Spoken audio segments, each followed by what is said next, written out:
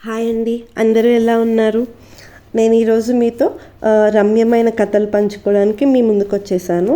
ఇది జేసామ్ జబదురై గారు రచించారు. జేసామ్ జబదురై గారు ఎవరంటే ఈయన ఒక క్రిస్టియన్ మిషనరీ అనమాట. తమిళ్ క్రిస్టియన్ మిషనరీ అంటే తమిళ్ క్రిస్టియన్. అక్కడ ఆయనకి పెద్ద ఇవాంజలిజం చర్చ్ ఉంది. అక్కడ ఆయన పరిచర్య చేస్తూ ఉంటారు. ఇలా ఎన్నో పుస్తకాలు రాస్తూ ఉంటారు. ఆయన రచించిన ఈ పుస్తకంలో నుంచి మనం ఈరోజు ఒక రమ్యమైన కథను చూసేద్దాం. దానికి ముందుగా చిన్న ప్రార్థన చేసుకుందాం. యేసయ్యా, మీకు అనేక వందనములు. మేము ఈరోజు ఈ కథని ధ్యానించుండగా మీరే మాతో ఉండండి. ఇందులో ఉన్న సువార్తను మాకు అర్థమయ్యేలాగా చేయండి. ఇవి చాలా చిన్నవి, సులువైనవి, కానీ వీటిలో చాలా గొప్ప మర్మం దాచి ఉంచబడింది కనుక మీరే మాకు తోడుగా ఉండమని సహాయం చేయమని కోరుకుంటున్నాం. మా ఈ ప్రార్థనని మీ సన్నిధికి అంగీకరించండి తండ్రి. ఆమేన్. ఈరోజు మనం వినబోతున్న కథ పేరు జ్ఞాపకం చేసుకునుడి. సుల్తాన్ ఒకడు సాయంత్రపు వేళలో తన గుర్రం ఎక్కి షికారుకు వెళ్ళినప్పుడు దారి పక్కనుండిన చెరువులో పడిపోయాడు. సుల్తాన్ అనే వ్యక్తి గుర్రం మీద ఎక్కి షికారుకి వెళ్తున్నాడు. దారి పక్కన ఒక చెరువు ఉంది. స్లిప్ అయి అందులో పడిపోయాడు. అందులో పడిపోయి ప్రాణరక్షణ కోసం అల్లాడుతున్నాడు అనమాట. అయితే ఇదంతా దూరం నుంచి చూస్తున్న ఒక క్రైస్తవ విశ్వాసి పరిగెత్తుకుంటూ వచ్చి నీళ్ళలోకి దూకి సుల్తాన్ని కాపాడాడు.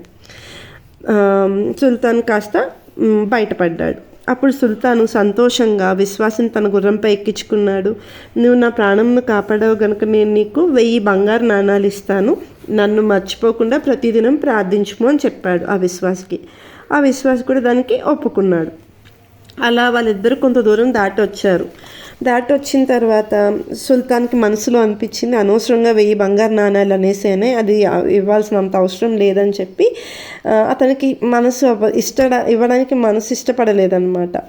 అప్పుడు ఏమని అన్నారంటే, అయ్యా, ఈ రోజుల్లో దొంగల భయం ఎక్కువగా ఉన్నది.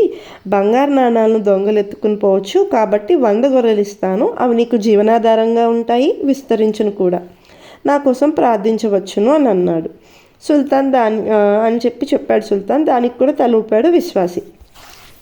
మరికొంత దూరం వచ్చాక ఆ 100 గొర్రెల విలువ కూడా అర్థమైంది సుల్తాన్కి. అప్పుడు మళ్ళీ ఏమన్నాడు, అయ్యా, హఠాత్తుగా తెగులు వస్తే గొర్రెలన్నీ చచ్చిపోతాయి. కాబట్టి గొర్రెలొద్దు, నీకు గుడిసె వేయిస్తాను. దానిలో కూర్చుని ప్రార్థించుము అని చెప్పాడు.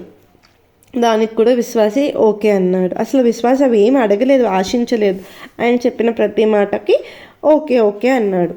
అయితే ఈ మాట అన్న తర్వాత ఏమైంది, వీళ్ళు సుల్తాను ఎక్కడైతే ఏ భవనంలో అయితే నివసిస్తాడో ఆ భవనానికి చేరుకోగానే తన భవనాన్ని చూడగానే, అమ్మయ్య, నేను గట్టెక్కేశాను, నా ప్రాణం కాపాడాడు, నేను నా రాజ్యానికి నేను చేరుకున్నానని చెప్పి భవనం దగ్గర దిగిపోయి సైనికులు ఉంటారు కదా, వాళ్ళందరూ ఇక్కడ ఈ సుల్తాన్ కదా, ఈయనను ఆహ్వానించారు. సో సుల్తాన్ యొక్క మనసు అయితే పూర్తిగా మారిపోయింది. సైనికులను పిలిచి ఏం చెప్పాడంటే, ఈ క్రైస్తవ విశ్వాసిని 100 కొడాలతో దెబ్బలు కొట్టండి, అప్పుడు నిజంగా నన్ను జ్ఞాపకం చేసుకుని నా కోసం ప్రార్థిస్తాడని చెప్పి ఉత్తర్వు జారీ చేశాడనమాట. సో లోకము మిమ్మును ద్వేషించిన ఎడల మీకంటే ముందుగా నన్ను ద్వేషించినని మీరు ఎరుగుదురు.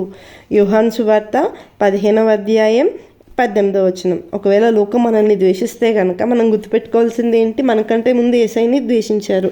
మనల్ని తిడితే మనకంటే ముందు యేసయ్యని తిట్టారు. మనల్ని అపార్థం చేసుకుంటే మనకంటే ముందు యేసయ్యని అపార్థం చేసుకున్నారు. మనం మంచి చేసినా చెడు చేశారంటే మనకంటే ముందుగా యేసయ్యకి ఇవన్నీ జరిగిపోయినాయి. యేసయ్య ఎంత చక్కగా అందరి కోసం ఆలోచించి ప్రాణం పెట్టారో ఆ విలువ లేకుండా ప్రవర్తించిన వాళ్ళు ఉన్నారు. ఇప్పటికీ అలా ప్రవర్తించే వాళ్ళు ఉన్నారు. కాబట్టి మనం నిరుత్సాహపడాల్సిన అవసరం లేదు, డిస్కరేజ్ అయిపోవాల్సిన అవసరం లేదు. మన విశ్వాసాన్ని తప్పుపట్టినా, మనం జీవించే విధానాన్ని తప్పుపట్టినా, మన ప్రవర్తనని తప్పుపట్టినా, మనం ఏ మంచి చేసినా అందులో చెడునే వెతికి తీసినా పోవనక్కర్లేదు. ఎందుకంటే ఇవన్నీ ముందుగా మన ముందున్న యేసయ్యకి జరిగినాయి. అదే ఆయన చెప్తున్నారు, లోకం మిమ్మును ద్వేషించిన ఎడల మీకంటే ముందుగా నన్ను ద్వేషించినని మీరు ఎరుగుదురు. యోహాను సువార్త 15వ అధ్యాయం 18వ వచనం. ఈ చిన్ని కథ ద్వారా మనందరికీ ఈ సువార్త అర్థమైందని నేను నమ్ముతున్నాను. సో ఫ్రెండ్స్, మీరు ఎవరైనా కావచ్చు, ఏమైనా కావచ్చు, అంటే ఏమైనా కావచ్చు ఇన్ ద సెన్స్ మీరు ఏ ఉద్యోగంలో అయినా ఉండొచ్చు, ఏ ప్రాంతంలో అయినా ఉండొచ్చు.